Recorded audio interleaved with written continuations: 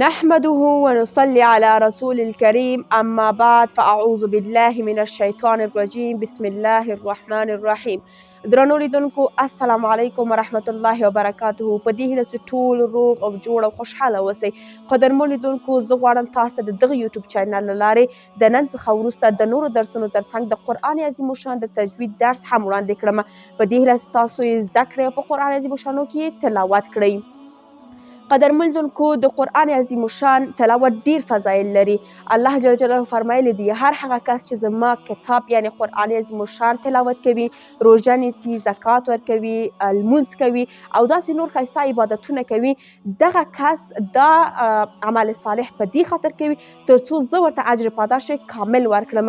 نو الله تعالی دې موږ ټولو ته اجر او پاداش کامل را نصیب کړي. قدرمن لیدونکو نن ورځ په ټولنه کې ډیری خویندې او وروڼه چې قرآن عظیم الشان تلاوت کوي تجوید پکې نه مراعات کوي، هر مخرج د خپل ځای څخه نه ادا کوي. نو زه غواړم تاسو ته د تجوید درس وړاندې کړم او د قرآن عظیم الشان هر حرف د خپل مخرج څخه ادا کړم تر څو تاسو یې هم په قرآن عظیم الشانو کې مراعات کړئ. لکه څنګه چې پر موږ باندې د قرآن عظیم الشان زده کول فرض ده، همدارنګه اوس پر موږ باندې د قرآن عظیم الشان تجوید زده کول هم لازمي ده چې باید زده کړو او تر نورو مسلمانانو یې ورسوو. ځکه په تجوید سره قرآن عظیم الشان ډیر ښایسته تلاوت کیږي. تجوید خپله ښایسته والي ته وایي، تحسین ته وایي، اتقان ته وایي.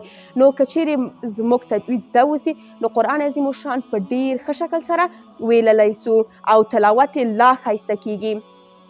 رسول الله صلی الله علیه وسلم فرمایلی دی هر هغه کس چې د الله تعالی کتاب تلاوت کوي، یو حرف تلاوت کوي، الله تعالی ورته یوه نیکي ورکوي او د یو نیکي پاداش هم 10 نیکۍ دي. سبحان الله، الله تعالی دې موږ ټولو ته اجر او پاداش کامل را نصیب کړي. قدرمن لیدونکو زه سر له ننه به انشاءالله تاسو ته د تجوید درس شروع کړم او په دې هیله چې تاسو یې هم زده کړئ او ضرور به په قرآن عظیم الشانو کې رعایت کوئ. او له تاسو قدرمنو څخه بله هیله هم لرم چې دغه درسونه چې زه تاسو ته وړاندې کوم تاسو یې باید تر نورو مسلمانانو هم ورسوئ، ځکه رسول الله صلی الله علیه وسلم فرمایلی دی هر هغه کس چې یو حرف بل مسلمان ته ورښکاره کوي یا ورزده کوي الله تعالی ورته اجر او پاداش کامل ورنصیب کوي. الله پاک ډیر بې پایانه اجرونه او ثوابونه ورکوي. نو زه غواړم تاسې هم په دغه ثواب کې له ما سره شریک سئ. قدرمن لیدونکو نو زه چې تاسو ته درس درکوم تاسو ته یو څه درکار کوم تاسو تر نورو مسلمانانو ورسوئ، ځکه رسول الله صلی الله علیه وسلم فرمایلی دی هر هغه کس چې بل مسلمان ته یو حرف ورښکاره کوي الله تعالی بې پایانه اجرونه او ثوابونه ورکوي. نو زه غواړم تاسې ما سره هم په دغه ثواب کې شریک سئ. نو خاص د الله تعالی د رضا دپاره الله تعالی دې موږ ټولو ته خپله رضا را نصیب کړي. نو اوس زه تاسو ته د سورة الفاتحې تلاوت په تجوید سره کوم. البته وګورئ چې زه تجوید څنګه وایم، سورة الفاتحه څنګه تلاوت کوم، هر حرف د کوم ځای څخه تلاوت کوم. سورة الفاتحه مکی سورت ده، 7 آیتونه لري او یوه رکو لري. نو تاسو هم ورته په خپل قرآن عظیم الشانو کې غوږ کږدئ چې زه یې څنګه تلاوت کوم.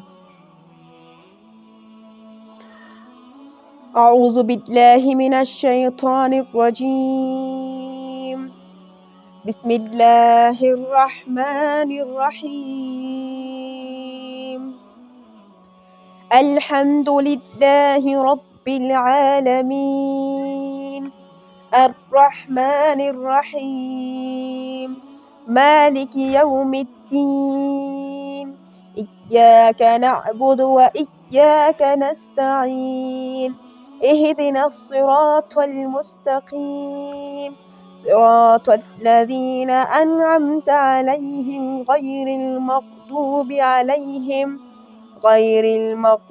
عليهم ولا الضالين آمين. صدق الله العظيم.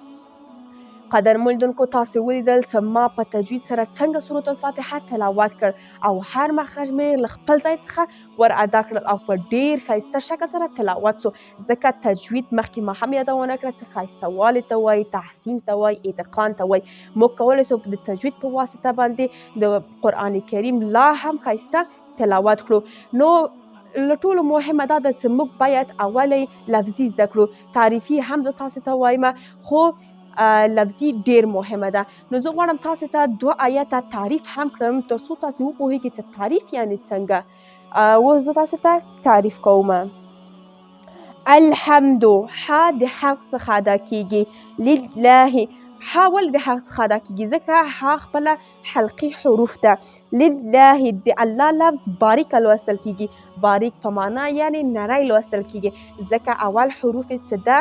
جنس زیر راغلی ده، نو کله چې کسره یا زیر ولري هلته د الله لفظ باریک لوستل کیږي. رب العالمین را یو له ډکو حروفونو څخه ده چې دلته هم را ډکه لوستل کیږي. رب با سخته لوستل کیږي ځکه مشدد ده. مشدد په معنا د چی شي یعنی سخت لوستل کیږي. رب العالمین عین هم حلقي حروف ده.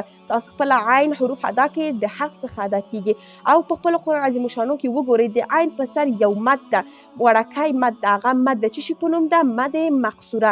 مقصوره په معنا د چی شي یعنی د یو الف اندازې که درته یې پورته کش کوو. عین حروف د یو الف اندازې که درته پورته کش کوو. وګورئ رب العالمین یا مده حروف ته کش کیږي. الرحمن الرحیم را مخکې مې یادونه کړه چې یو د ډکو حروفو څخه ده. را ډکه لوستل کیږي او مشدد هم ده، سخته لوستل کیږي. رحمن الرحیم ح د حق څخه میم د یو الف اندازې که درته پورته کش کوو. مد مقصوره راغلی ده. الرحیم را بیا ډکه لوستل کیږي او مشدد ده، سخته لوستل کیږي.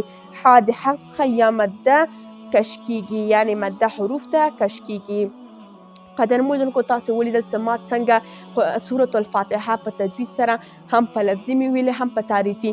تاسو ته مې 2 آیته تعریف هم کړل تر څو تاسو وپوهیږئ چې تعریف یعنی څنګه او تجوید خو ما مخکې یادونه کړه چې تحسین او اتقان ښایسته والي ته وایي. تجوید په لغت کې د کلمو ښایسته والي ته وایي او په اصطلاح کې هر حروف د خپل مخرج څخه ادا کوي. نو دا اوس زموږ د نن ورځې درس تر بیا چې زه ستاسې په درانه چوپړ کې حاضرېږم. تاسو ټول په پاک رب سپارمه. ښاد خوشحاله او بریالي اوسئ. ومن الله توفیق.